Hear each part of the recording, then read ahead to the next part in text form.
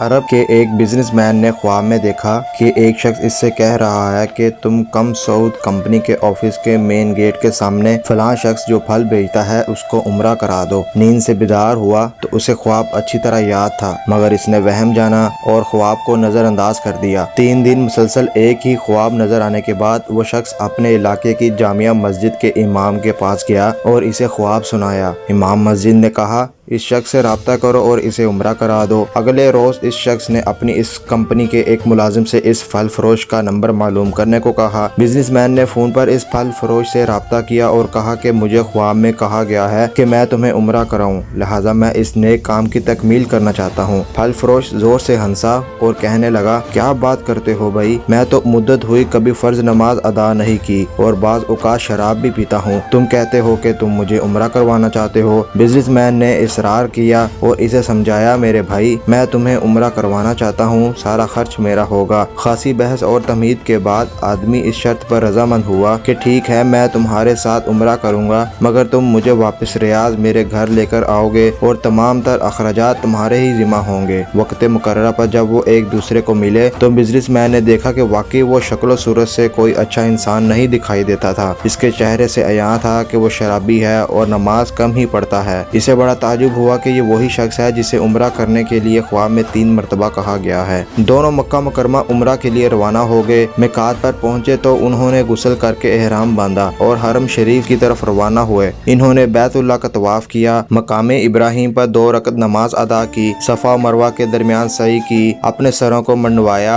اور اس طرح عمرہ مکمل ہو گیا۔ اب انہوں نے واپسی کی تیاری شروع کی۔ حرم سے نکلنے لگے تو پھل فروش بزنس مین سے مخاطب ہوا اور کہنے لگا، دوست حرم چھوڑنے سے پہلے میں 2 رکعت نفل ادا کرنا چاہتا ہوں، نہ جانے دوبارہ عمرہ کی توفیق ہوتی بھی ہے یا نہیں۔ اسے کیا اعتراض ہوتا؟ اس نے کہا، نفل پڑھو اور بڑے شوق سے پڑھو۔ اس نے اس کے سامنے نفل ادا کرنے شروع کر دیے۔ جب سجدہ میں گیا تو اس کا سجدہ طویل سے طویل ہوتا چلا گیا۔ جب کافی دیر گزر گئی تو بزنس مین نے اسے ہلایا۔ جب کوئی حرکت نہیں ہوئی تو اس پر انکشاف ہوا کہ پھل فروش کی روح حالت سجدہ میں ہی پرواز کر چکی ہے۔ پھل فروش کی موت پر اسے بڑا رشک آیا اور وہ رو پڑا کہ یہ تو حسن خاتمہ ہے، کاش ایسی موت میرے نصیب میں ہوتی، ایسی موت تو ہر کسی کو نصیب ہو۔ وہ اپنے آپ سے ہی یہ باتیں کر رہا تھا۔ اس خوش قسمت انسان کو غسل دیا گیا اور احرام پہنا کر حرم شریف میں ہی اس کی نماز جنازہ ادا کی گئی۔ ہزاروں فرزندان اسلام نے اس کا جنازہ پڑھا اور اس کی مغفرت کے لیے دعا کی گئی۔ اس دوران اس کی وفات کی اطلاع ریاض اس کے گھر والوں کو دی جا چکی تھی۔ بزنس مین نے اپنے وعدے کے مطابق اس کی میت کو ریاض پہنچا دیا، جہاں اسے دفن کر دیا گیا۔ بزنس مین نے پھل فروش کی بیوہ سے تعزیت کرنے کے بعد کہا، میں جاننا چاہتا ہوں کہ تمہارے شوہر کی ایسی کون سی عادت یا نیکی تھی کہ اس کا انجام اس قدر عمدہ ہوا اور اسے حرم میں سجدہ کی حالت میں موت آئی۔ بیوہ نے کہا، بھائی میرا خاوند کوئی نیکوکار آدمی تو نہیں تھا اور اس نے ایک لمبی مدت سے نماز روزہ بھی چھوڑ رکھا تھا۔ میں اس کی کوئی خاص خوبی بیان تو نہیں کر سکتی، ہاں مگر اس کی ایک عادت یہ ضرور تھی کہ وہ ہمارے ہمسایہ میں ایک غریب بیوہ اپنے چھوٹے چھوٹے بچوں کے ساتھ رہتی ہے۔ میرا شوہر روزانہ بازار جاتا تو جو چیز اپنے بچوں کے لیے کھانے پینے کی لاتا وہ اس بیوہ اور اس کے یتیم بچوں کے لیے بھی لے آتا اور اس کے دروازے پر رکھ کر اسے آواز دیتا کہ اے بہن، میں نے کھانا باہر رکھ دیا ہے، اسے اٹھا لو۔ یہ بیوہ عورت کھانا اٹھاتی اور آسمان کی جانب سر اٹھا کر دیکھتی اور کہتی، اے اللہ رب العزت، آج پھر اس شخص نے میرے بھوکے بچوں کو کھانا کھلایا، اے اللہ رب العزت اس کا خاتمہ ایمان پر فرما۔